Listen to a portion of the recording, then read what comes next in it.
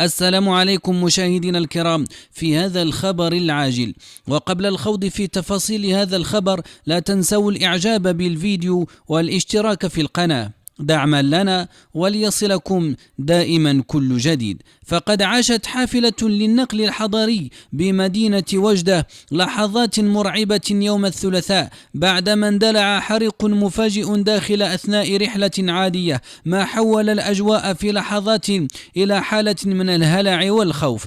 وبحسب المعطيات المتوفرة فبادت شهاب اللهب بالظهور تدريجيا من هيكل الحافلة قبل أن تتسع بسرعة في مشهد أربك الركاب ودفعهم إلى الإسراع بمغادرتها وسط فوضى واضحة. وتشير نفس المصادر إلى أن الوضع كاد أن يتطور إلى ما هو أخطر لولا تدخل عدد من المواطنين الذين سارعوا إلى مساعدة الركاب على النزول ومحاولة احتواء الحريق بوسائط بسيطة.